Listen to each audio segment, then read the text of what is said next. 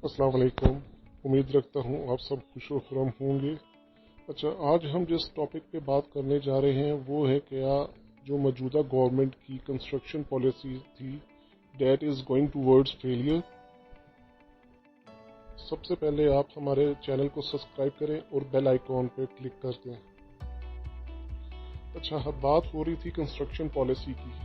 आप सबको पता होगा जब जून जुलाई में बजट में गवर्नमेंट ने काफ़ी इंसेंटिव्स दिए कंस्ट्रक्शन में, मटेरियल में और जो टैक्सेस हैं उनमें। तो एक तो आपने देखा होगा कि जो टैक्सेस थे रिगार्डिंग प्रॉपर्टीज़ और लैंड वो काफ़ी ज़्यादा रिडक्शन हुई है और तकरीबन 2-3 साल से प्रॉपर्टी जो थी वो एक प्राइस पे आके रुक गई थी। ना उसके अंदर कोई हलचल हो रही थी, ना कोई बाइंग थी मार्केट में प्रॉपर्टी से रिगार्डिंग, ना ही इसकी प्राइसेस में कोई चेंजेस आ रही थी। तो जैसे ही प्रॉपर्टी की ये एमनेस्टी गवर्नमेंट ने दी है तब से लोगों का प्रॉपर्टी खरीदने में रुझान था। लेकिन गवर्नमेंट की पॉलिसी जो थी वो प्रॉपर्टी से मुतल्लिक नहीं थी, वो तो कंस्ट्रक्शन से मुतल्लिक थी ताकि लोगों को रोज़गार मिले। जो प्रॉपर्टी की बाइंग और सेलिंग है उससे तो रोज़गार नहीं मिलता, उससे तो इनफैक्ट जो आपका पैसा है वो एक जगह पे पार्क हो जाता है और जो मार्केट में जॉब क्रिएशन में जो इम्पेक्ट है वो बिल्कुल भी नहीं आता। तो कंस्ट्रक्शन का जो मसला है वो गवर्नमेंट सही तरह से मैनेज नहीं कर पाई। गवर्नमेंट ने जो टैक्सेस में छूट दी थी सीमेंट में और दूसरे जो भी कंस्ट्रक्शन मटेरियल हैं, तो आपने देखा होगा जब से पॉलिसी आई है और जो फॉर एग्जांपल सीमेंट है उसकी प्राइसेस भी बढ़ गई हैं पहले से, स्टील की प्राइसेस भी पहले से बढ़ गई हैं और इसी तरह दूसरे मटेरियल जो है उनकी प्राइसेस भी बढ़ गई हैं। तो बजाय इसके कि जो एंड यूज़र है, जो कंज्यूमर है, जो घर बना रहे हैं लोग, उनको उसका फ़ायदा पहुंचे, इसका फ़ायदा जैसे पीएम कहते हैं कि माफियाज हैं इधर, उन माफियाज को इसका सारा फ़ायदा चला गया। जो हमारा स्टील का माफिया है या सीमेंट मैन्युफैक्चरर्स हैं वो सारा ले गए इसका फ़ायदा और आम आवाम को जो टैक्स में रिडक्शन हुई है, जो छूट हुई है, उसका कोई फ़ायदा नहीं पहुंचा।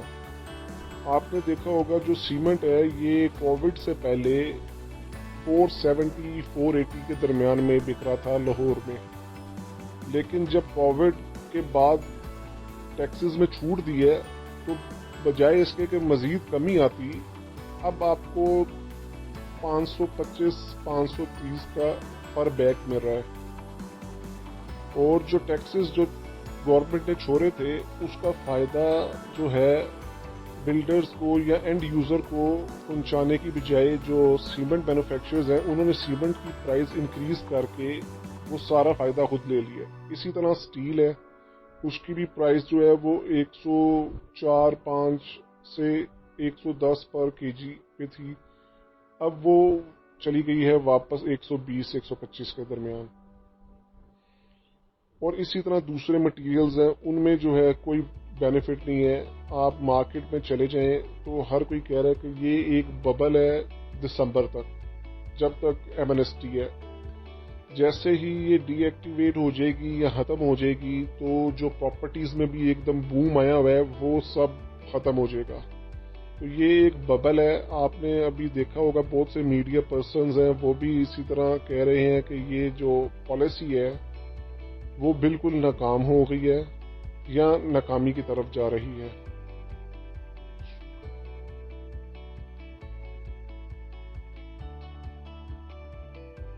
और दूसरी तरफ आपने देखा होगा कि जो डीएचए लाहौर है इन्होंने भी अब ये सॉइल रिपोर्ट का एक लगा दिया है कि आपने सॉइल रिपोर्ट लाजमी करवानी है, चाहे रेजिडेंशियल हो चाहे कमर्शियल हो।